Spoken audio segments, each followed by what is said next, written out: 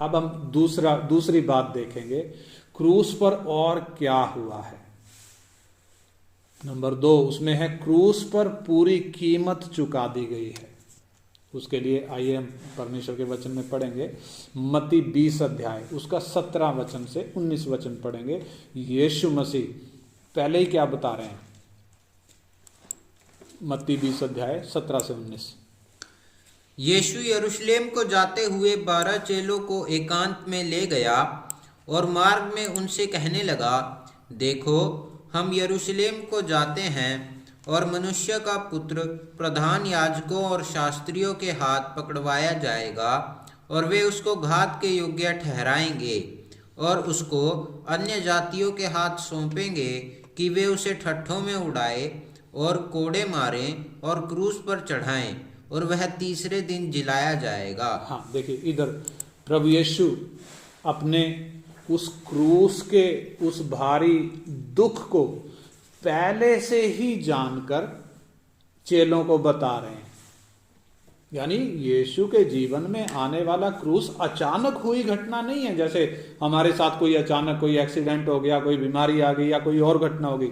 ऐसे यीशु के जीवन में अचानक से क्रूस की घटना नहीं आई, परंतु यीशु आया ही इस धरती पर इसीलिए है।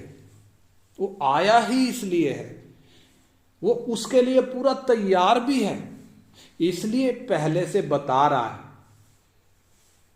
ताकि चेले उस घटना को देखकर वो विचलित ना हो जाएं। इसलिए प्रभु पहले से ही बता रहा है। और उसका 28 वचन भी पढ़े। 20 का ही। हाँ 20 का 28। जैसे कि मनुष्य का पुत्र वह इसलिए नहीं आया, वो इसलिए नहीं आया कि उसकी सेवा टहल की जाए, कि वो उसकी सेवा टहल की जाए, परंतु इसलिए आता है वो इसलिए आया कि आप सेवा टहल करे, कि आप क्या करे, सेवा टहल करे और बहुतों की छुड़ौती के लिए अपने प्राण दे। हाँ, बहुतों की छुड़ौती के लिए अपने प्राण दे। यानी यीशु को पहले से ही मालूम है मैं आया किस लिए हूं, इसलिए वो प्राण देने के लिए तैयार है। क्यों प्राण देना है? इधर लिखा बहुतों की छुड़ौती के लिए। तो जब हम देखते हैं रोमन साम्राज्य, जब यीशु इस धरती पर आया रोमन साम्राज्य था, और रोमन साम्राज्य में जब एक अपराधी को पकड़ा जाता था तो उसके अपराध के हिसाब से उसको दंड दिया जाता था।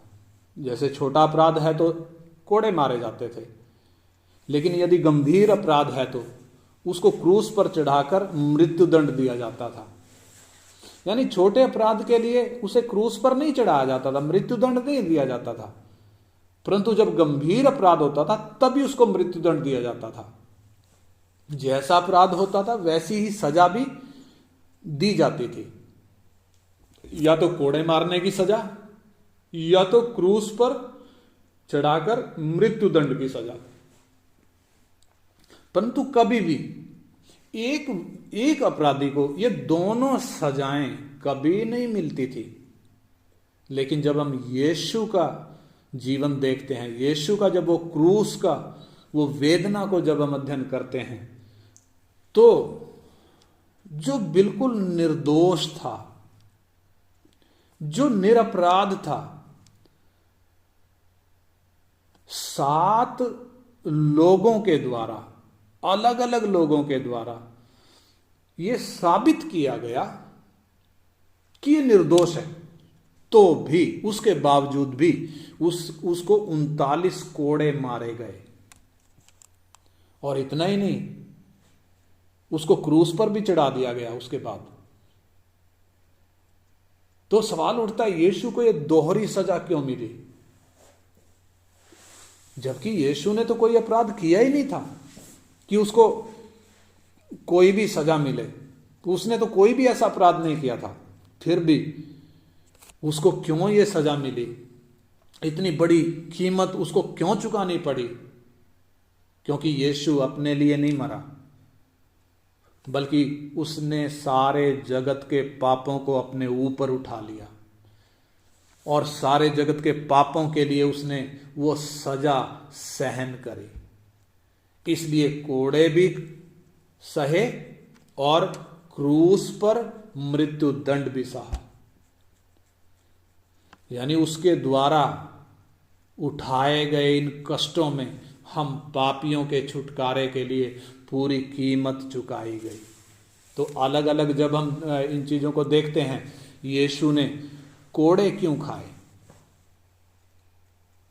सबसे पहली बात जब हम देखते हैं, यीशु ने अपने निर्दोष शरीर पर कोड़े खाकर हमारे रोगों और बीमारियों के लिए कीमत चुकाई। जब यीशु को पकड़वाया गया तो भारी वेदना से, शारीरिक वेदना से उसको गुजरना पड़ा और किसी अपराधी की तरह ही उसको 39 कोड़े मारे गए, कि अपराधी की तरह, जबकि वो अपराधी नहीं था। और रोमी कोड़े जो उसको मारे गए ना, रोमी कोड़े, यदि उन रोमी कोड़ों को देखें तो कैसे होते थे? उन कोड़ों में छोटे छोटी हड्डियों के टुकड़े होते थे और लोहे की छोटी छोटी कीलें उनमें होती थी। और जब एक अपराधी को वो कोड़ा मारा जाता था, वो उसकी खाल में घुस जाता था और जब उसको वापस खींचते थे तो अपने साथ वो खाल और मांस को भी ले आता था। ऐसे भयानक कोड़ों के द्वारा ये निर्दोष और निरपराध यीशु, उसने हम मनुष्यों के लिए, पापी मानव जाति के सारे शरीर के और रोगों और बीमारियों के लिए कीमत चुकाई। क्रूस की ये घटना घटने से करीब 750 साल पहले परमेश्वर का एक दास भविष्यवक्ता यशाया दर्शन में इस घटना को देखते हुए क्या कहता है? यशाया उसका 53 अध्याय, उसका 4 और 5 वचन हम पढ़ेंगे। यशाया 53 अध्याय, उसका 4 और 5 वचन। निश्चय उसने हमारे रोगों को सह लिया, हाँ, और हमारे ही दुखों को उठा लिया। हाँ, तो भी हमने उसे परमेश्वर का मारा कूटा और दूर दशा में पड़ा हुआ समझा, परंतु वह हमारे ही अपराधों के कारण घायल किया गया, वह हमारे अधर्म के कामों के कारण कुचला गया। हमारी ही शांति के लिए उस पर ताड़ना पड़ी, कि उसके कोड़े खाने से हम लोग चंगे हो जाएं। हाँ, उसके कोड़े खाने से हम लोग क्या हो जाएं? चंगे हो जाएं। हमारे ही अधर्मों के कारण, हमारे ही अपराधों के कारण वो घायल किया गया, वो कुचला गया। हमारी शांति के लिए उस पर ताड़ना पड़ी, ताकि उसके कोड़े खाने से हम क्या हो जाएं? चंगे हो जाएं। यानी रोमी कोड़ों की उस भयानक मार को सहने के द्वारा यीशु ने हमारी बीमारियों के लिए पूरी कीमत चुका दी। इसलिए मत्ती 8:17 जब हम पढ़ते हैं, उधर लिखा है, ताकि जो वचन यशाया भविष्यवक्ता के द्वारा कहा गया था वो पूरा हो। उसने आप हमारी दुर्बलताओं को ले लिया और हमारी बीमारियों को उठा लिया। पतरस भी परमेश्वर के आत्मा की प्रेरणा के द्वारा लिखता है, पहला पत्र 2:24 में लिखा है, उसी के मार खाने से तुम चंगे हुए। तो यीशु ने जब अपने शरीर में 39 कोड़े खाए, वो कोड़े खाने के कारण यीशु के नाम में आज भी बीमार चंगे होते हैं, आज भी चंगे होते हैं, चाहे कैसी भी बीमारी हो। इसलिए इस यीशु पर विश्वास करने वाला एक व्यक्ति, जिसको विश्वासी कहा जाता है, वो बीमारी से नहीं डरता। बीमारी तो क्या, वो मौत से भी नहीं डरता। तो पहली बात, हमारे रोगों और बीमारियों के लिए यीशु ने क्रूस पर कीमत चुकाई। दूसरी बात जब हम देखते हैं तो यीशु को कांटों का मुकुट पहनाकर सिर पर पहनाया गया। कांटों का मुकुट गूंथ कर उसके सिर पर पहनाया गया। मत्ती 27:29 में लिखा है, और कांटों का मुकुट गूंथ कर उसके सिर पर रखा गया। क्यों रखा गया? सवाल उठता है, ये कांटों का मुकुट क्यों रखा गया? वास्तव में ये एक मजाक के तौर पर, ठट्ठा उड़ाने के तौर पर और उसकी अपमान करने के तौर पर, क्योंकि वो अपने आप को राजा कहता है करके उसको मुकुट पहनाया गया। तो राजा का मुकुट ना पहना के उसको कांटों का मुकुट पहनाया गया। और मालूम है क्यों पहनाया गया? उत्पत्ति 6:5 में परमेश्वर का वचन कहता है कि मनुष्यों के मन के विचार में जो कुछ उत्पन्न होता है वो निरंतर बुरा ही होता है। वो तो उत्पत्ति में लिखा है, जल प्रलय से पहले के लोगों की बारे में लिखा है, परंतु आज भी हम मनुष्यों में जब देखते हैं, इंसान के मन में जो कुछ उत्पन्न होता है, बचपन से ही जो कुछ उत्पन्न होता है वो बुरा ही उत्पन्न होता है। और मालूम है ये मन में जो बुरा उत्पन्न होता है, इस बुरे के कारण हमारे सिर में कांटे चुभने थे, कीमत हमारा खून बहकर देनी थी, हमसे वो कीमत वसूलनी थी, लेकिन हमारे बदले में एक निर्दोष ने अपने आप को दे दिया। एक निर्दोष ने दे दिया, उसको कांटों का ताज पहनाया गया, यानी मेरे और आपके बदले में उसने प्रायश्चित किया।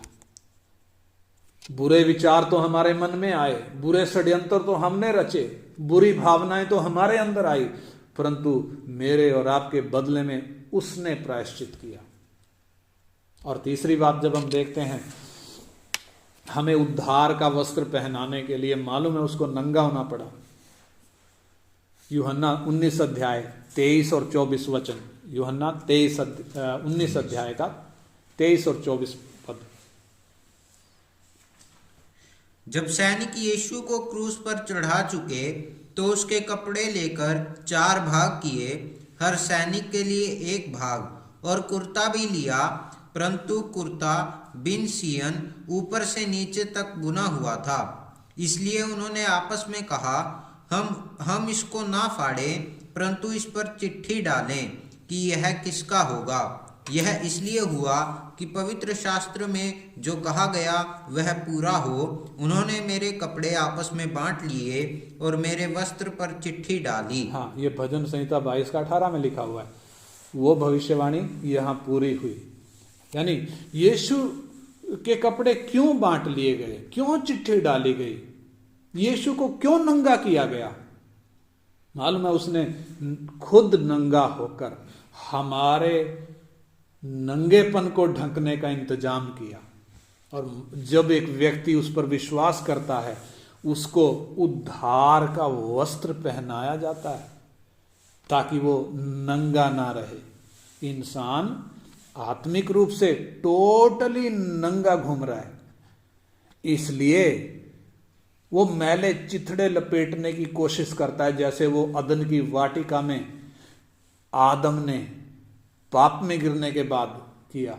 वो अंजीर के पत्ते लपेट लिए ताकि मैं नंगा ना पाया जाऊं। ऐसे ही आज भी इंसान, उसको एहसास है कि मैं नंगा हूं, इसलिए मैले चिथड़े लपेटता है। कौन से मैले चिथड़े? जो भक्ति के काम इंसान करता है, जो धर्म के काम इंसान करता है। मालूम है परमेश्वर की नजरों में वो मैले चिथड़े हैं।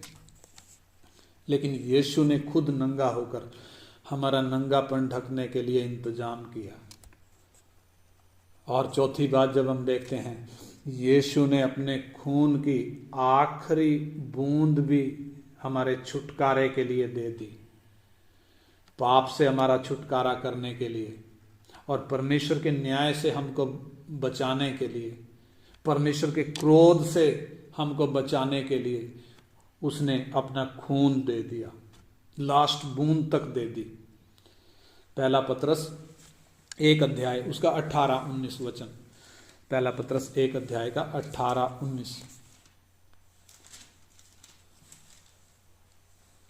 क्योंकि तुम जानते हो कि तुम्हारा निकम्मा चाल चलन जो बाप दादों से चला आता है, उससे तुम्हारा छुटकारा चांदी सोने अर्थात नाशवान वस्तुओं के द्वारा नहीं हुआ, पर निर्दोष और निष्कलंक मेमने अर्थात मसीह के बहुमूल्य लहू के द्वारा हुआ। यानी मसीह के बहुमूल्य लहू के द्वारा हमारा छुटकारा हुआ। यानी यीशु ने क्रूस पर अपना खून क्यों दिया? ताकि हमारा छुटकारा हो जाए। किस चीज से छुटकारा होना है? पाप से छुटकारा, ताकि परमेश्वर का न्याय हम पर ना आए, परमेश्वर के क्रोध से हम बच जाएं। और इस यीशु पर जब ये भयानक ये परमेश्वर का क्रोध पड़ा है, इससे हमें क्या मालूम पड़ता है? पाप की उस भयानकता का हमें मालूम पड़ता है, पाप कितना भयानक है। और हमें यह भी पता चलता है कि परमेश्वर पाप को किस नजर से देखता है। यानी वो पाप को किसी भी कीमत पर नहीं सहेगा, किसी भी कीमत पर माफ नहीं करेगा।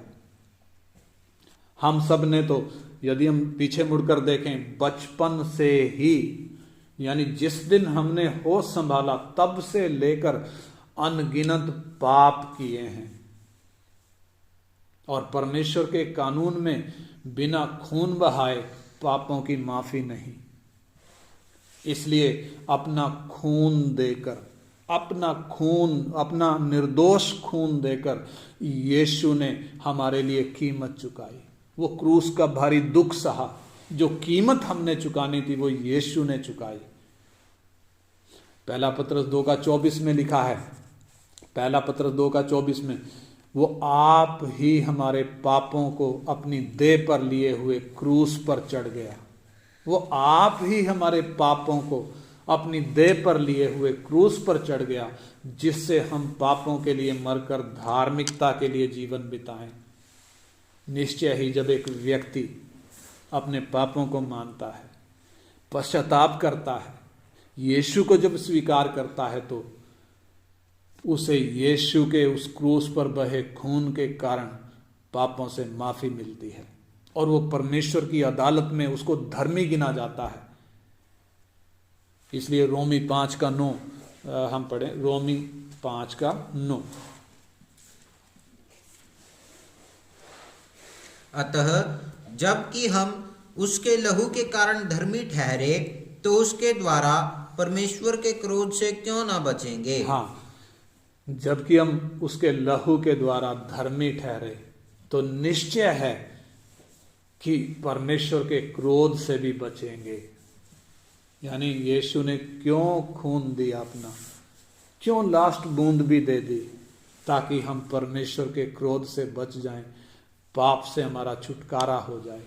जिस दिन हमने अपने पापों को माना, जिस दिन हमने यीशु पर विश्वास करके अपना जीवन उसको सौंपा, उसी दिन हमारे सारे पाप माफ हो गए। इसलिए अब क्या जरूरी है? अब जरूरी है कि हम अब आगे को हम पाप को वैसे देखें जैसे परमेश्वर देखता है। यानी जैसे परमेश्वर पाप से नफरत करता है, एक विश्वासी की भी सोच कैसी है, वो भी पाप से वैसे ही नफरत करता है। कई लोग हैं जो ऐसा सोचते हैं कि यीशु ने जब कीमत दे दी, तो अब मैं यदि पाप भी करता हूं तो मैं माफी मांग लूंगा और बच जाऊंगा। ना, अगर पाप की माफी होती तो स्वर्ग के परमेश्वर को इस धरती पर इंसान का शरीर लेकर आना ना पड़ता, उसको इतनी भयानक सजा उठानी ना पड़ती, अगर परमेश्वर के कानून में पाप के लिए यदि माफी होती तो। इसलिए परमेश्वर कहता है, पिछली बार हमने पढ़ा था, धोखा ना खाओ, परमेश्वर ठट्ठों में उड़ाया नहीं जाता, इंसान जो बोता है वो काटेगा। इसलिए हम पाप को कभी भी हल्के में ना लें। परमेश्वर जैसे पाप से नफरत करता है, एक विश्वासी भी वैसे ही पाप से नफरत करता है और वो पाप में दोबारा खेलने नहीं जाता। जैसे कि एक अंधा व्यक्ति कैसे चलेगा? जाहिर सी बात है वो अंधे की तरह ही चलेगा जैसे अंधा है, क्योंकि वो अंधा है इसलिए। परंतु यदि उसकी आंख खुल जाए, यदि वो देखने लग जाए, तो फिर क्या वो अंधे की तरह चल सकता है? बिल्कुल भी नहीं चल सकता। क्यों नहीं चल सकता? क्योंकि अब उसकी आंख खुल गई। अगर वो चलने का नाटक भी करता है ना, तो भी नाटक भी कर नहीं पाएगा। समस्या को आती देखकर वो तुरंत बचने की कोशिश करेगा। ऐसे ही एक व्यक्ति जो पाप की दलदल में से निकल चुका है, वो दोबारा पाप में खेलने के लिए नहीं जाएगा। तो अगली बात जब हम देखते हैं, यीशु ने क्रूस की मौत क्यों सही, क्या कैसे कीमत चुकाई। हमने देखा शरीर में कीमत चुकाई, अपना खून भी दे दिया। यानी जो हमारे शरीर के लिए कीमत थी, उसने अपने शरीर में सही। जो हमारे प्राण के लिए, हमारी आत्मा के लिए कीमत थी, मालूम है उसने अपने प्राण और आत्मा में वो दुख सहा। पीछे हमने सीखा है ये वचन कि यीशु को 9 बजे क्रूस पर चढ़ाया गया सुबह, लेकिन 12 बजे दोपहर से लेकर 3 बजे तक 3 घंटे पूरी पृथ्वी पर अंधेरा छा गया। 3 घंटे अंधेरा छाया रहा। उन 3 घंटों में यीशु, शरीर तो क्रूस पर लटका है, परंतु आत्मा और प्राण में वो तड़पने वाली जगह में गया। लिखा है वो धनवान का संगी हुआ। कौन सा धनवान? वो लाजर और धनवान के बारे में जो हम पढ़ते हैं। वो धनवान मरने के बाद तड़पने वाली जगह में गया।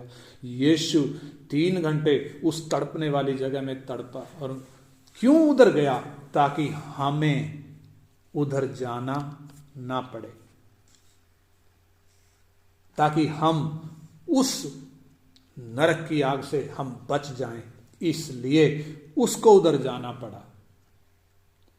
जब हम यशाया 53 अध्याय पढ़ते हैं 9 से 12, उसका 9 से 12 हम पढ़ेंगे। यशाया 53 अध्याय 9 पद से 12 पद तक। उसकी कब्र भी दुष्टों के संग ठहराई गई और मृत्यु के समय वह धनवान का संगी हुआ। यद्यपि उसने किसी प्रकार का उपद्रव ना किया था और उसके मुंह से कभी छल की बात नहीं निकली थी। हाँ, उसके मुंह से कभी छल की बात नहीं निकली थी। तो भी यहोवा को यही भाया कि उसे कुचले। हाँ, उसी ने उसको रोगी कर दिया। हाँ, जब वह अपना प्राण दोष बलि करे। हाँ, देखिए ध्यान दें, ताकि जब वो अपना प्राण क्या करे? दोष बलि करे। क्या चीज दोष बलि करे? अपना प्राण। हाँ, तब वह अपना वंश देखने पाएगा। हाँ, वह बहुत दिन जीवित रहेगा। हाँ, उसके हाथ से यहोवा की इच्छा पूरी हो जाएगी। हाँ, यानी जब वो अपना प्राण दोष बलि करेगा, तब अपना वंश देखने पाएगा। यानी एक व्यक्ति परमेश्वर के घराने में कब जन्म लेगा? जब यीशु ने अपना प्राण दोष बलि करके चढ़ा दिया, तब एक व्यक्ति जब उस पर विश्वास करता है, परमेश्वर के घराने में उसका जन्म होता है, परमेश्वर का वंश वो बनता है। और आगे 11, वह अपने प्राणों का दुख उठाकर। अपने प्राणों का दुख, अभी पीछे हमने उसके शरीर का दुख देखा, कैसे कोड़े मारे गए, कैसे खून निचोड़ा गया। अब इधर लिखा है वो अपने प्राणों का दुख उठाकर उसे देखेगा। हाँ, और तृप्त होगा। किसे देखेगा? अपने वंश को देखेगा। यानी यीशु पर विश्वास करने वाले परमेश्वर के पुत्रों को वो देखेगा और क्या होगा? तृप्त होगा। लेकिन ये कब होगा? वो अपने प्राणों का दुख जब उठाएगा। लिखा वो अपने प्राणों का दुख उठाकर उसे देखेगा और तृप्त होगा।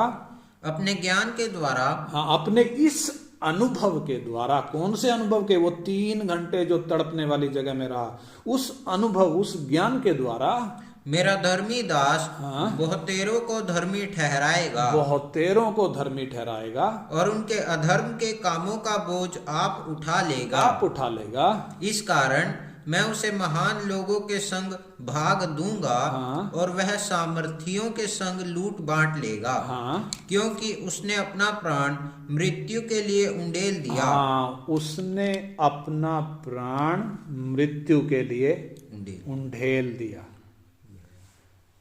खून उंडेला जाता था, जानवरों का खून, जब पुराने नियम में हम बलिदानों को देखते हैं, मनुष्य के पाप को ढांपने के लिए जानवरों का खून उंडेला जाता था, क्योंकि उनके खून में उनका प्राण होता था। परंतु यीशु ने अपना प्राण उंडेल दिया। खून अलग से उंडेला है उसके लिए, उसके वो खून उंडेलने के क्यों उंडेला, उसके अलग कीमत के लिए उंडेला गया है।